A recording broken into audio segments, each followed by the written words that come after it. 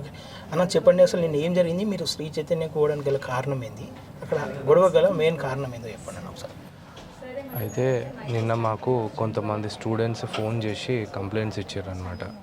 అన్న ఆ పర్టికులర్ క్యాంపస్లో ఫుడ్ పాయిజన్ అయ్యింది, ఒక 100 మంది పిల్లలకు అస్వస్థత అయ్యి హాస్పిటలైజ్ అయ్యారు, 25 మంది క్రిటికల్గా ఉన్నారు, ఒక అమ్మాయి చనిపోయిందని కూడా అంటున్నారు, కొంచెం చూడండి అన్న అని చెప్పేసి అంటే సరే అని చెప్పేసి అక్కడికి ఏం జరిగిందో వెళ్దామని ప్రిపేర్ అయినాం.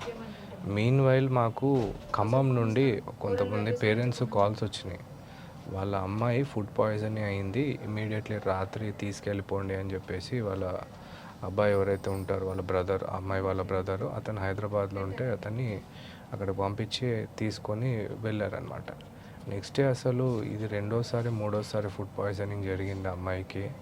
అసలు ఏంటి ఒకసారి ప్రశ్నించాలి అని చెప్పేసి నాకు వాళ్ళు కంప్లైంట్ చేస్తే ఖచ్చితంగా ప్రశ్నించాలండి, అందులో తప్పే లేదని చెప్పేసి మేము అక్కడికి వాళ్ళతోని వెళ్ళడం జరిగింది. అక్కడికి వెళ్ళిన తర్వాత పేరెంట్స్కి అయితే సమాధానం చెప్పాలి కదా, పిల్లల ఆరోగ్యం ఎట్లుంది ఏంది అని. అవన్నీ పట్టించుకోకుండా పేరెంట్స్ ముఖం మీద దర్వాజాలు బంద్ చేసేసారు. పేరెంట్ వెళ్ళి అమ్మ నేను పేరెంట్ని, నన్ను అలౌ చేయండి, నేను వచ్చి మాట్లాడతా అంటుంటే కూడా వినకుండా ఆ డోర్స్ అయితే క్లోజ్ చేసి పెట్టారు. వాళ్ళు చాలాసేపు వెయిట్ చేసిర్రు.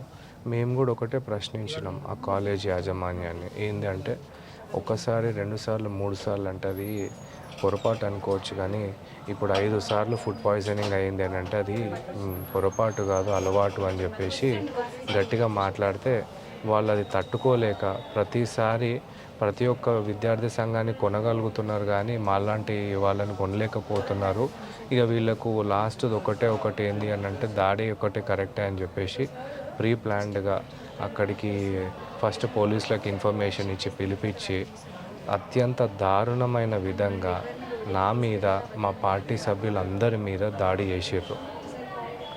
మేము దాడి దాడి తర్వాత పిఎస్ కూడా వెళ్ళడం జరిగింది. పోలీస్ స్టేషన్లో ఎట్లా ఉంది, రెస్పాన్స్ ఎట్లా ఉంది, ఏమంటా ఉన్నారు పోలీసులు అయితే ఆ సిఐ అయితే ఏమన్నారంటే కానిస్టేబుల్ అని పిలిచి ఏం జరిగిందని అడిగితే కానిస్టేబుల్ అక్కడ అబద్ధం చెప్పారు, పేరెంట్స్ వీళ్ళకి రివర్స్ అయ్యారని చెప్పారు.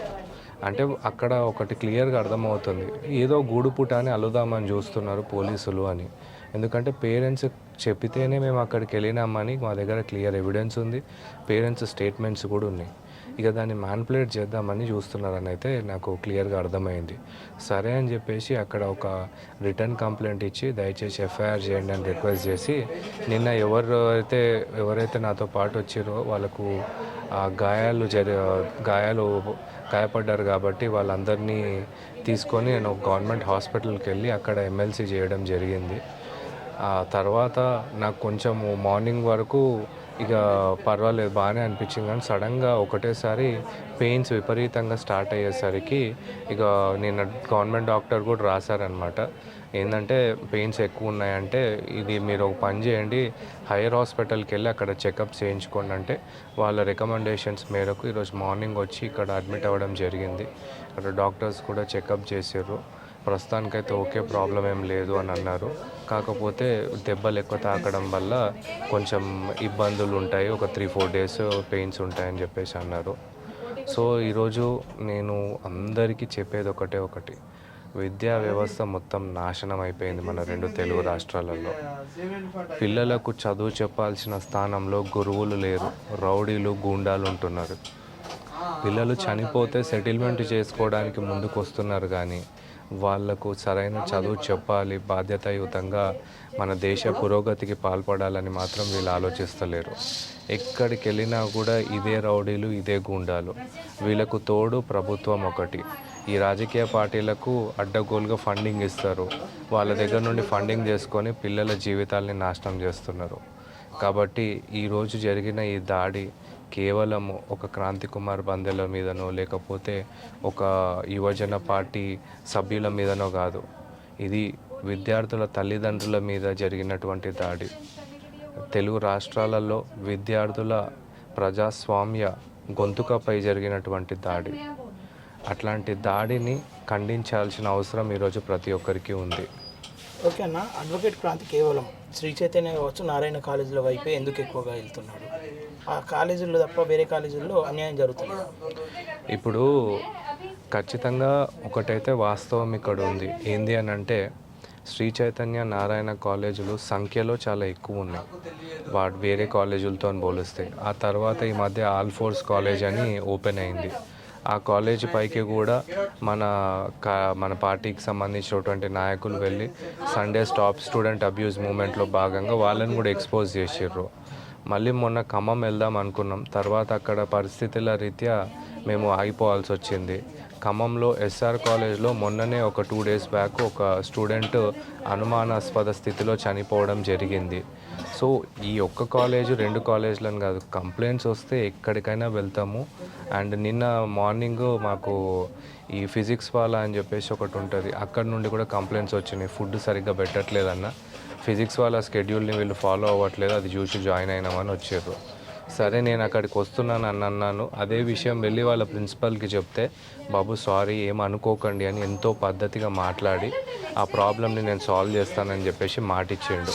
సో కాబట్టి వేరే కాలేజెస్ మేము మాట్లాడితే వింటున్నారు, విని వాళ్ళని వాళ్ళు సరిదిద్దుకునే ప్రయత్నం చేస్తున్నారు. ఈ నారాయణ చైతన్యకి ఎట్లనంటే తోలు మందం అయిపోయి వాళ్ళు అసలు ఎవరైతే ఏంది అనే కాడికి తయారయ్యారు. అందుకే ఈ 2 కాలేజీల సంఘటనలు బయటికి ఈ రకంగా ఎక్కువ స్థాయిలో వస్తున్నాయి. ఓకే అన్న, అడ్వకేట్ క్రాంతి అసలు ఏ ఇంటెన్షన్ తోటి ఈ పోరాటం చేస్తూ ఉన్నారు? నా ఇంటెన్షన్ వెరీ క్లియర్. మన దగ్గర తెలంగాణలో ఉన్నటువంటి స్టూడెంట్స్ అందరూ కూడా ప్రాస్పర్ కావాలి, బాగా చదువుకోవాలి, అత్యంత ఉన్నతమైన స్థాయికి చేరుకోవాలి. అది జరగాలంటే సరైన నాణ్యమైన విద్య అనేది దొరకాలి.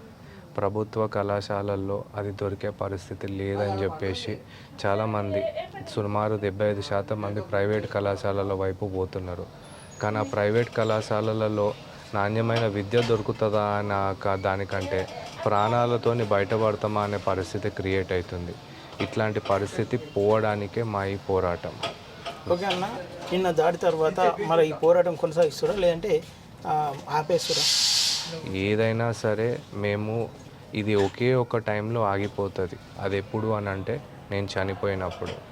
నేను చావడానికైనా సిద్ధం, కానీ వెనకడుగేయడానికి మాత్రం అస్సలు రెడీగా లేను నేను. ఓకే, విద్యార్థులు అంటే మిమ్మల్ని అప్రోచ్ అవుతారా లేదంటే మీరే విద్యార్థుల సమస్యలు వెతుకుంటూ వెళ్తారా? విద్యార్థులు వాళ్ళంతటా వాళ్ళే అన్ని మీడియమ్స్ ద్వారా మాకు కాంటాక్ట్ చేస్తున్నారు. ఫోన్ అయి ఉండొచ్చు, సోషల్ మీడియా హ్యాండిల్స్ అయి ఉండొచ్చు, వాళ్ళ కాలేజ్లోకి వెళ్తే చీటీలు బయటికి వేసి మాకు కంప్లైంట్ చేయడం అయి ఉండొచ్చు. వాళ్ళే చెప్తున్నారు తప్ప మాకు ఇన్ఫర్మేషన్ మొత్తం స్టూడెంట్స్ పేరెంట్స్ దగ్గర నుండే వస్తుంది. మేము స్వతహాగా ఎక్కడికి చేయాలి అని వెళ్ళట్లే. వాళ్ళు ఇచ్చిన ఇన్ఫర్మేషన్స్ మీదనే మేము వైలేషన్స్ అవుతున్నాయి, యాక్షన్ తీసుకోండి అని చెప్పి పోరాటం చేస్తున్నాం. ఓకేనా, ఫైనల్గా అడ్వకేట్ క్రాంతి వెనుక ఎవరు నడిపిస్తూ ఉన్నారు ఇదంతా?